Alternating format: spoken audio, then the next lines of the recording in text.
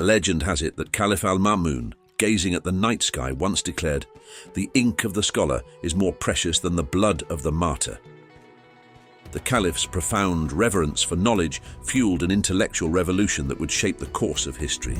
Imagine a place where the greatest minds from across the world gathered, where scholars speaking different languages mingled to preserve the knowledge of ancient civilizations, expanding and transforming the greatest sources of knowledge for generations to come. Welcome to Baghdad, the jewel of the Abbasid Caliphate, where the world's greatest minds converge in a symphony of knowledge and discovery.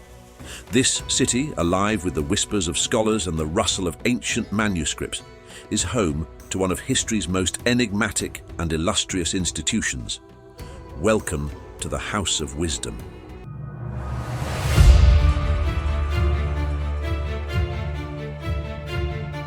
To understand the magnificence of the House of Wisdom, we must journey back to the 8th century, a time when the Abbasid Caliphate reigned supreme over the Islamic world. It was an era marked by unprecedented cultural and intellectual flourishing, known as the Golden Age of Islam. The Abbasid Caliphs, having overthrown the Umayyads in 750 CE, established their capital in Baghdad, a city strategically positioned along the Silk Road where East met West. This city, founded by Caliph al-Mansur, was meticulously planned and swiftly became a beacon of trade, culture, and scholarship. Among the Abbasid rulers, few were as influential as Caliph Harun al-Rashid. His reign from 786 to 809 CE is often romanticized in the tales of 1001 Nights. Under his patronage, Baghdad flourished into a hub of learning and culture, attracting scholars from all corners of the world. But it was his son al-Ma'mun who truly epitomized the spirit of intellectual inquiry. Ascending to the throne in 813 CE, al-Ma'mun was not only a ruler, but a scholar himself. He dreamt of a grand institution where the wisdom of the ancients could be preserved and expanded. Al-Ma'mun's vision materialized in the establishment of the Bayt al-Hikmah, or the House of Wisdom. This institution became a magnet for the world's greatest minds. He invited scholars from Persia, India, Byzantium, and beyond, creating a melting pot of intellectual activity. Discussions and debates in Arabic, Farsi, Aramaic, Hebrew, Syriac, Greek, and Latin were commonplace. Al-Ma'mun also sent emissaries far and wide to acquire precious texts, understanding that the literary jewels of other civilizations would enrich his own. Texts from other faraway languages such as Sanskrit, Coptic, and Pahlavi were translated into Arabic and merged with the scholars' own commentaries. In Baghdad, knowledge was not confined to the elite. The introduction of paper from China in the 8th century played a significant role in the dissemination of knowledge. Paper was cheaper and more versatile than parchment, facilitating the mass production of books and manuscripts. The city's libraries, bookshops, and public discussions made learning accessible, creating a society that valued and revered the pursuit of knowledge. It was a time when Baghdad was not just the political heart of the Abbasid Caliphate, but also the intellectual heartbeat of the world, laying the fertile ground from which the House of Wisdom would emerge and thrive. Inside the House of Wisdom, the air was filled with an aura of scholarly activity. The main language of scholarship during this period was Arabic, which not only served as a unifying medium for diverse scholars, but also enriched the language itself with new terms and concepts, reflecting the intellectual vibrancy of the age.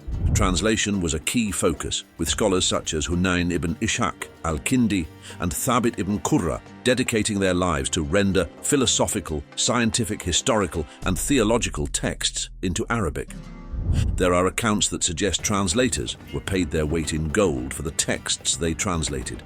In a rigorous process, scholars often worked in teams, with one person translating the text into Arabic and others reviewing and correcting the translation to ensure accuracy and clarity. Indeed, many of the classical works of Greek philosophy and science, including those of Aristotle, Plato, and Hippocrates, are known to us today solely because they were translated into Arabic at the House of Wisdom. The library of the House of Wisdom, known as Khizanat al-Hikmah, was reputed to be one of the largest and most comprehensive libraries of the medieval world. It contained works on a wide range of subjects, including science, philosophy, literature, and theology. This meant that the achievements of the House of Wisdom were not confined to any single field.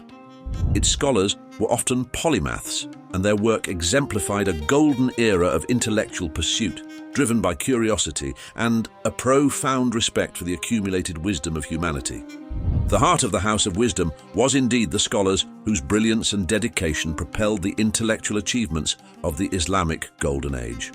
These individuals, with their insatiable curiosity and profound insights, left an indelible mark on history. The work done here laid the foundations for countless advancements in fields such as mathematics, astronomy, medicine, and philosophy. The Persian polymath al-Khwarizmi's seminal work, Kitab al-Jabr, not only introduced the world to algebra, but also introduced the Hindu-Arabic numeral system, which replaced the cumbersome Roman numerals and revolutionized mathematics and commerce. Astronomy also flourished at the House of Wisdom. Scholars like al-Battani improved tools like the astrolabe and refined the Ptolemaic models, making precise calculations of celestial movements. Al-Battani's observations and corrections to the orbits of the moon and planets significantly influenced later astronomers, including Copernicus. Medicine was another field where the House of Wisdom made significant strides. Al-Razi, known in the West as Rahazes, was a pioneering physician whose encyclopedic work, Kitab al-Hawi, compiled knowledge from Greek, Persian, and Indian sources. He made groundbreaking contributions to pediatrics, ophthalmology, and the treatment of infectious diseases. Al-Razi's emphasis on clinical observation and the use of case studies laid the foundations for modern medical practice. He also provided the first accurate descriptions of smallpox and measles, distinguishing them from each other with remarkable precision and serving as reference for centuries. Al-Farabi was one of the most prominent philosophers of the Islamic Golden Age. Known as the second teacher after Aristotle, Al-Farabi's works bridged Greek philosophy with Islamic thought, laying the groundwork for future philosophers like Avicenna and Averroes. His most influential work, The Virtuous City, envisioned a society governed by reason and virtue, drawing parallels with Plato's Republic. Al-Farabi's contributions extended to logic, music, and political theory, reflecting his versatile genius. Al-Kindi, often called the philosopher of the Arabs, introduced Aristotelian philosophy to the Islamic world. Al-Biruni, a polymath, made groundbreaking contributions to astronomy, mathematics, and geography. Al-Biruni's accurate calculation of the Earth's circumference and his detailed studies of India's culture and science were ahead of their time. Ibn Sina, known as Avicenna, authored the Canon of Medicine, a text that synthesized knowledge from various cultures, remained a standard reference for centuries. The House of Wisdom was a crucible of intellectual brilliance, home to many more luminaries whose contributions shaped our understanding of the world. These key figures and their monumental contributions embody the spirit of the House of Wisdom. Their relentless pursuit of knowledge not only preserved the wisdom of the past, but also paved the way for future generations, leaving a legacy that continues to inspire and enlighten. The brilliance of the House of Wisdom, like all great institutions, was not immune to the tides of history. By the mid-13th century, the Golden Age of Baghdad had begun to wane. Political instability, economic challenges, and internal strife weakened the once mighty Abbasid Caliphate. The most devastating blow came in 1258, when the Mongol hordes, led by Hulagu Khan, descended upon Baghdad. The city, which had stood as a beacon of culture and knowledge for centuries, was subjected to unimaginable destruction. Alas, the House of Wisdom, along with its vast collection of knowledge, was tragically destroyed. Some accounts suggest that so many books were thrown into the Tigris River that the waters turned black with ink. This cataclysmic event marked the end of an era, casting a shadow over the intellectual legacy of the Islamic Golden Age. Yet the legacy of the House of Wisdom did not vanish with its physical destruction. The knowledge preserved and expanded upon by its scholars had already begun to spread beyond the borders of the Islamic world. Through the European centers of learning, like the School of Translators of Toledo, many works of Greek philosophy, science, and medicine were made accessible to European scholars. This monumental effort to preserve the wisdom of the old masters later found its way into the rest of Europe, fueling the Renaissance and making ancient knowledge accessible to a new generation of thinkers. These translated works went on to play a crucial role in igniting the Renaissance. Scholars like Leonardo da Vinci and Copernicus were profoundly influenced by the texts that had been preserved and enhanced by the scholars of the House of Wisdom. The foundations of modern science, mathematics, and medicine were built upon this rich legacy. The House of Wisdom, though lost to the ravages of time, remains a symbol of humanity's unquenchable thirst for knowledge. Its legacy continues to inspire and guide us, a testament to the enduring power of human curiosity and the pursuit of enlightenment.